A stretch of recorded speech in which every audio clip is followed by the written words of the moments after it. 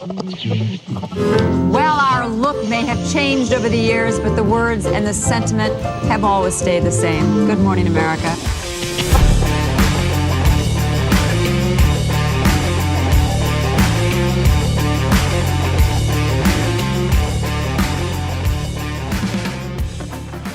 For those of you born in the 90s, you may not know much about Joan, so let me give you a quick overview of this incredible lady.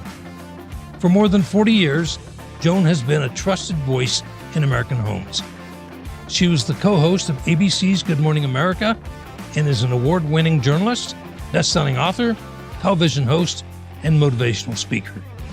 She reported from 26 countries, covered 5 presidential inaugurations, 5 Olympic Games, and 3 royal weddings, as well as a myriad of other newsworthy adventures. Joan is known for her willingness to take risks in her role as a TV host and has shown ambition and grit throughout her entire career and beyond, as both a cancer survivor and the mother of 7 children. Tell me, what are the roots of why you wanted to become a journalist of some kind? A friend of the family who happened to be an ad salesman at the local NBC affiliate in Sacramento, where I lived, he came to dinner at our house and he said, "You really ought to consider television news." This at this point was 1972. I said, "You hardly see any women. Like, what is that?" And he said, there haven't been very many women on the air, but the women's movement has really gained ground and they have got pressure against the FCC. So the FCC is pressuring all the local stations to put more women on the air. You should call our news director. You know, you're a smart gal. You've traveled all over the world. The next morning after that little suggestion was made at the dinner table, which I could have easily kind of just let go, I got up the next morning and called the station and said to the news director, I was recommended by an ad salesman there that I should call you. I'd like to come in and have an interview. And he gave me a slot. So now here I am. I find myself in this interview with this news director, and I'm asking him all these questions. You know, what's this going to mean now that they're putting pressure for you guys to put women on the air? What's the future of broadcasting? And after about 5 minutes, he said, "Well, clearly you know how to write an interview." And he said, "I'm going to audition you." And he took me into the studio and he auditioned me. And I remember he came out, he was so nice. And he said, "I really think you might have kind of the it factor, but I just was curious to see what you were like, but we don't have any jobs." However, the weatherman of the station was back behind the set getting all the weather maps ready for that day's noon broadcast. And he followed me out the door as I went out to the parking lot. And he said, "Some stations around the country are putting on weather girls. And I'd like to make you Sacramento's first weather girl." And I'm going to be totally honest with you. That didn't sound remotely interesting. I mean, the weather, I didn't know a cumulus cloud from a cirrus cloud. I didn't know anything, but thank God somehow I knew an opportunity when I heard it. So I said yes, and I started working for him as an intern. I was still in school, and I had to be there at 5 a.m. because he did all the drive time radio in the morning. And I was ripping and reading all the wire copy and learning about the weather. Finally, one day he said to the executives, "I'd like to put her on the air." And they all said, "I don't know, we're not really ready for a female weathercaster." So the next day he called in sick. At the start of her career, Joan had to take every opportunity to advance her career. The women's movement of the 1960s had opened doors for women to enter the workplace, but many industries were slow to adapt. Joan worked her way up from reporting the weather to being a consumer reporter, sharing recalls and price changes on consumer goods, to finally getting her big break as the anchor and producer of the noon news. By that time, my life motto had become, whenever anyone asks you to do something, just say yes, and then go figure out how to do it. And that's how it kind of happened. I said yes. And I just kind of, as my mother would have said, I walked in where angels feared to tread. I just figured it out and did it, you know, and I mean, I went on the air and 6 months earlier, I seriously didn't know a cumulus cloud from a cirrus cloud, but I applied myself. I was eager to learn. I was not being welcomed. And then who's this female that kind of walked in off the street? And I was that female, but there weren't women taking journalism back in those days. It was a completely different time. So I kind of just got my foot in the door and kept proving myself until finally, when I started anchoring and started making a difference in the ratings, the CBS station across town hired one of those, I'll just say news fixers. There are these companies that come in and they'll tell a station, I think your weatherman should be the anchorman. I think they should all wear peach or whatever silly thing they say. And they had hired this company to figure out how to beat us. And the answer they gave them was, I think we need to find that new blonde over there on that NBC affiliate, a nice anchor job in another city. So they started sending my videotape all over the country. It was like having an agent that you didn't have to pay for. And I started getting these offers. So again, I went back to that salesman, and he said, the head of sales here went to New York. Let's call him because he's now at the network and he'll tell you what to make of all these different offers. And I called him and he said, if you're getting all those offers, we'd like to bring you right here to WABC TV in New York, our flagship ABC station. And 2 weeks later, I sold my house and packed up all my things. And once again, they asked. So I said yes. It was hard, tough. Again, not a welcoming atmosphere at all. The writers used to write copy for me, trying to trip me up on the Sunday evening news, which I was anchoring. The sailing ship streamed into the South Street seaport this Sunday morning. They would write me copy, and I'd come back upstairs in the newsroom and they'd say, hey, I'll be damned, you made it through that. In 1976, Joan joined Good Morning America and began co-hosting the show with Charlie Gibson. Her popularity grew, and she was able to land key interviews with U.S. presidents, cover the Olympic Games, and even attend a number of royal weddings. Despite the excitement of sharing the world's most important events with millions of viewers, the job was rigorous, demanding a 3:30 a.m. wake-up call 5 days a week. What was the hardest part about doing Good Morning America? And I could say getting up so early, or I could say interviewing tough politicians who could, be pretty testy sometimes, or rock stars who sometimes were stoned and couldn't answer you. But I truly would answer having a positive, energetic, happy attitude every morning, Monday through Friday at 7 a.m. when you turned our channel on. That was the challenge. No matter what was going on in your life, no matter how tired you were, how lousy you felt, how bad your teenager might have treated you the night before when you told her she couldn't go to that party, you had to leave it in the dressing room. And then right before I would leave my dressing room, the last thing I would do, I would sometimes, by the way, get down and just do a few sit-ups just to make sure that my stomach muscles were kind of tight so that I'd sit up because you don't want to slouch. But the last thing I would do is I would look in the mirror and I would smile. Because your attitude, your enthusiasm for life, that energy, that spirit, that's what affects you sitting at home in front of that television when we come on, even before we deliver the news to you. It's called opening night electricity. Yes, but we had to create it every morning. Every day. At 7 a.m.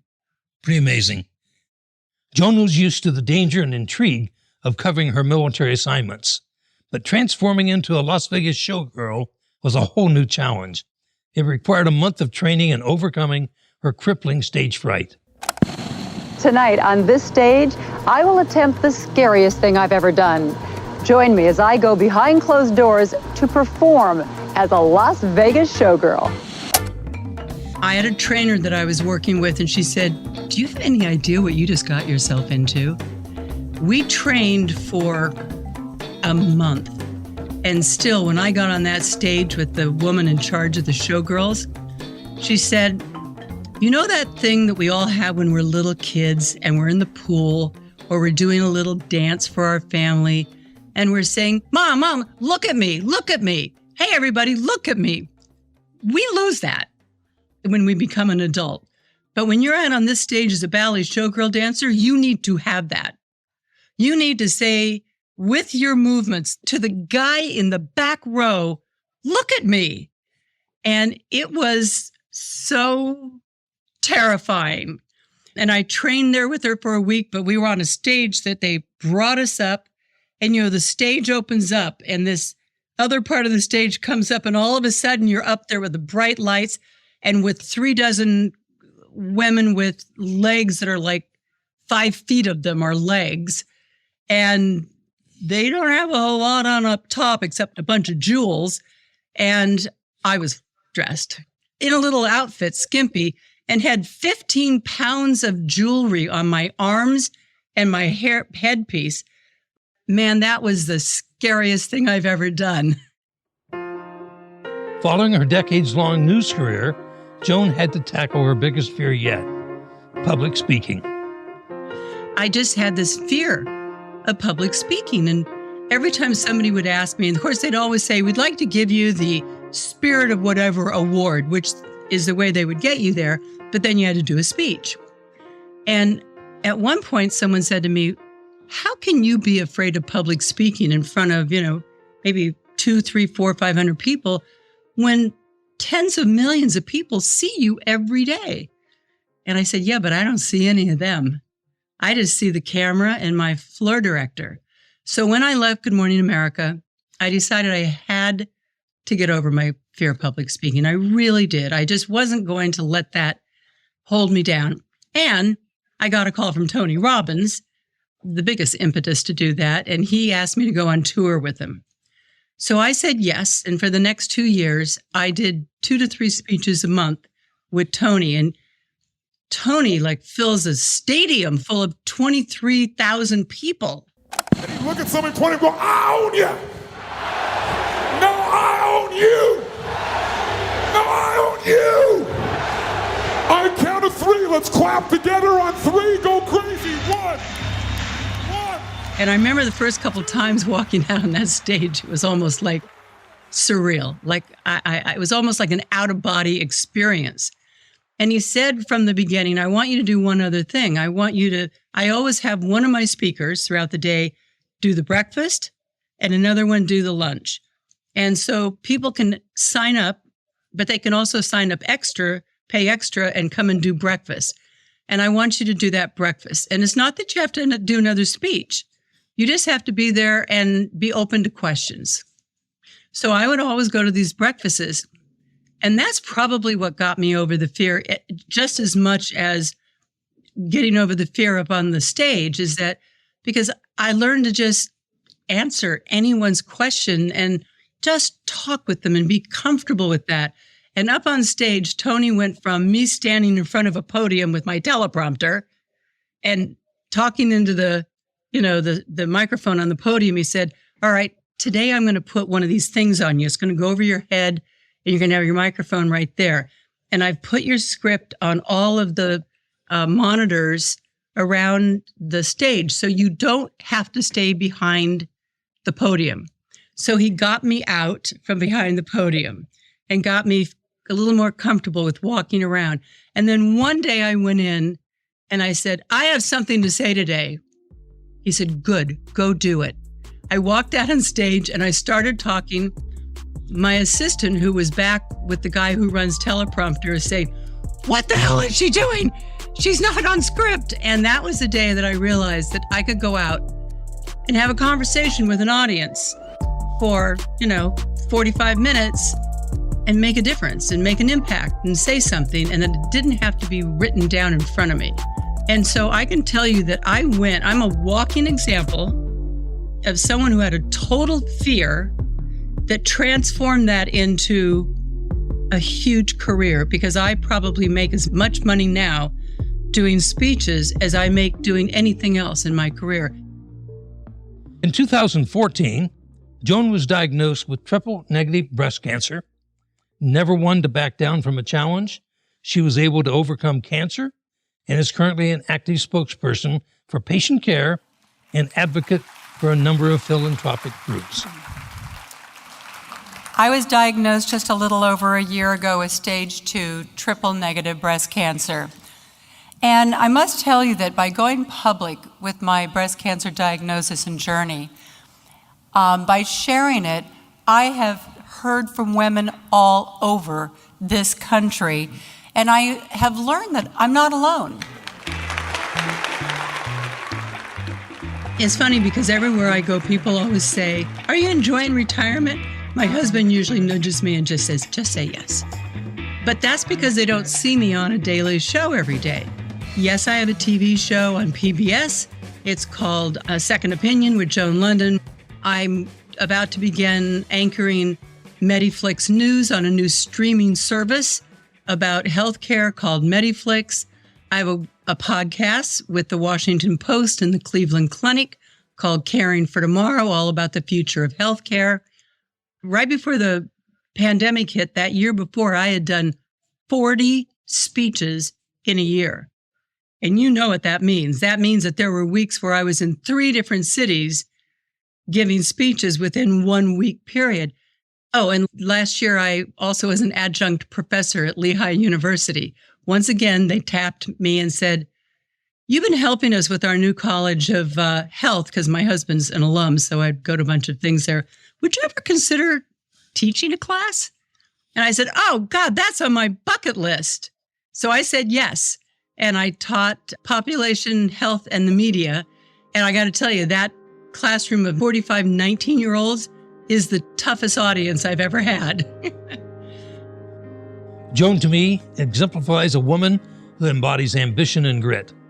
From overcoming challenges earlier in her career and always saying yes to every opportunity, to writing 10 books and overcoming her fear of public speaking. Recently, I had a chance to read her New York Times bestseller, Why Did I Come Into This Room? A candid conversation about aging. And I really enjoyed its depth and humor. And I thank you very much. This has been a very rare and privileged seat from which to view this world and be where history is being made. And it's more than anyone could ever hope for in a lifetime to have had this 20 years. Good job.